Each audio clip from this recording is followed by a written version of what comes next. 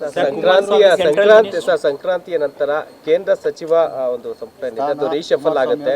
ಕುಮಾರಸ್ವಾಮಿ ಅವರು ನಾನು ಅದು ಯಾವುದ್ರ ಬಗ್ಗೆನೂ ಚಿಂತೆ ಮಾಡಿಲ್ಲ ಬ್ರದರ್. ನನ್ನ ಚಿಂತೆ ಇರೋದು ಇವತ್ತು ಮೈತ್ರಿಯ ಒಂದು ಸಂಬಂಧ ಏನು ಬೆಳೆಸಿದ್ದೇವೆ.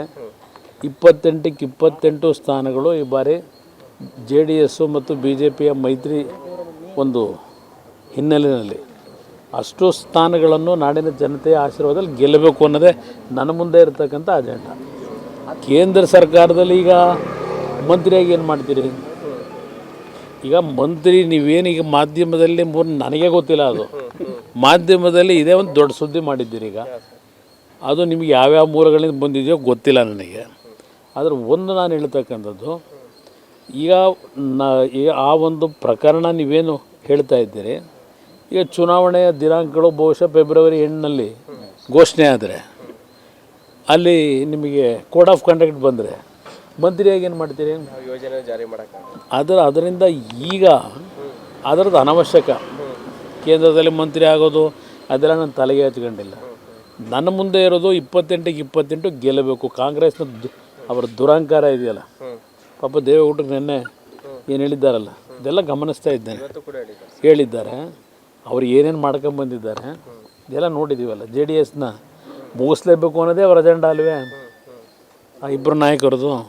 ಈಗಲೂ ಸಹ ಅವ್ರಿವ್ರ ಮನೆ ಬಾಗಿಲನ್ನ ಯಾಕೆ ತಡ್ತಾರೆ? ಪಾಪ ಯಾವುದೋ ಒಂದು ಕಾನ್ಸ್ಟಿಟ್ಯೂನ್ಸಿಗೆ ಕೆಲಸಕ್ಕೆ ಹೋದರು ಕೂರಿಸ್ಕೊಂಡು, ನಿಮಗೆ ಕೆಲಸ ಮಾಡಬೇಕು ಅಂದರೆ ಬಂದುಬಿಟ್ಟು JDS ಬಿಟ್ಟು ಕಾಂಗ್ರೆಸ್ಗೆ ಏನು ಬೇಕೋ ಮಾಡಿಕೊಡ್ತೀವಿ, ಪಕ್ಷಕ್ಕೆ ಬರೋದ್ರೆ ಎಷ್ಟು ಕೋಟಿ ಬೇಕು ಹೇಳಿ, ಇದನ್ನೆಲ್ಲ ಪ್ರತಿನಿತ್ಯ ಚರ್ಚೆ ಮಾಡ್ತಾಯಿದ್ದೀರಲ್ಲ. ಯಾವ ಕಾರಣಕ್ಕೆ ಮಾಡ್ತಾಯಿದ್ದೀರಿ?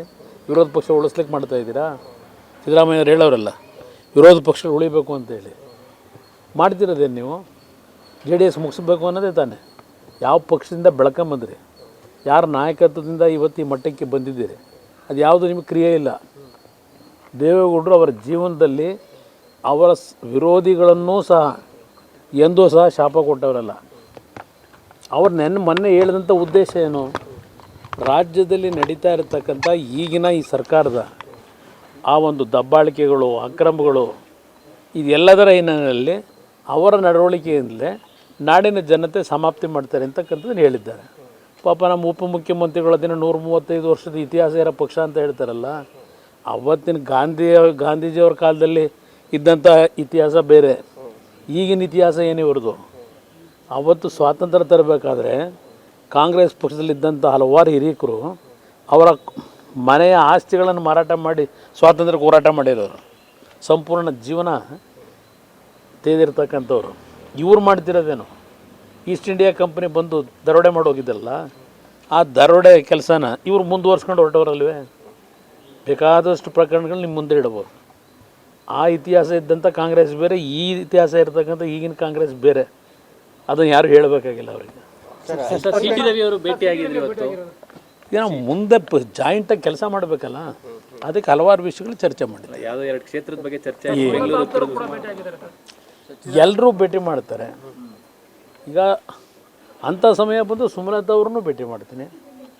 ಅವರು BJPನಲ್ಲೇ ಮುಂದುವರಿಯೋದಾದರೆ, BJPಯ ಪರವಾಗಿ ಅವರಿದ್ದರೆ ಅವ್ರನ್ನೂ ಭೇಟಿ ಮಾಡ್ತೀನಿ. ಏನು ನಾವೇನು ಇಲ್ಲಿ ಇಂಥ ಕ್ಷೇತ್ರದಿಂದ ನಾವು ನಿಲ್ತೀವಿ ಅಂತ ಹೇಳಿದ್ದೇವ? ಇಲ್ಲ ಇಂಥವ್ರಿಗೆ ತೊಂದರೆ ಕೊಟ್ಟು ನಿಲ್ಲಬೇಕು ಅಂತ ಇದ್ದೇವ? ಯಾವುದೂ ಇನ್ನೂ ನಾವು ಚರ್ಚೆನೇ ಮಾಡಿಲ್ಲ. ಇವೆಲ್ಲ ಪ್ರಾರಂಭಿಕ ಹಂತದಲ್ಲಿರ್ತಕ್ಕಂಥದ್ದು. ಈಗ BJP ಪಕ್ಷದಲ್ಲಿರ್ತಕ್ಕಂಥ JDS ಪಕ್ಷದಲ್ಲಿರ್ತಕ್ಕಂಥವ್ರು ನಾವು ಒಟ್ಟಾಗಿ ಒಂದು ಸೌಹಾರ್ದತೆಯಿಂದ ಕೆಲಸ ಮಾಡಬೇಕು. ಎಲ್ಲರ ಜೊತೆ ಕೂತು ಚರ್ಚೆ ಮಾಡೋಣಂತೆ. ಸರ್, ಮುಂದೆ 28 ಸ್ಥಾನ ಅಂತ ಹೇಳಿದ್ರಿ, ಆ 28 ಸ್ಥಾನದಲ್ಲಿ ಕುಮಾರಸ್ವಾಮಿ ಅವರು ಇರ್ತಾರ? ಅದು ನೋಡೋಣ ಬ್ರದರ್. ನಾನು ಇನ್ನೂ ನಿಲ್ಲಬೇಕು ಅನ್ನೋ ತೀರ್ಮಾನ ಎಲ್ಲೂ ಮಾಡಿಲ್ಲ. ಆದರೆ ನೀವೇ ಬಯಸ್ತಾ ಇದ್ದೀರಿ. ಚಿಕ್ಕಬಳ್ಳಾಪುರದಲ್ಲಿ ನಿಲ್ತಾನಂತೆ, ತುಮಕೂರಲ್ಲಿ ನಿಲ್ತಾನಂತೆ, ಮಂಡ್ಯದಲ್ಲೆಲ್ಲ ಕ್ಲಿಯರೇ ಆಗಿ ಹೋಗಿದೆಯಂತೆ, ಬೆಂಗಳೂರು ಗ್ರಾಮಾಂತರ ಅಂತ ಅಲ್ಲಿ ಪಾಪ ಅವ್ರು ಬೇರೆ ನಿದ್ದೆಗೆಡ್ತಾವ್ರೆ. ಇದೆಲ್ಲ ನಡೀತಾ ಇದೆ. ಆ ಸಮಯ ಬಂದಾಗ ಹೇಳೋಣ.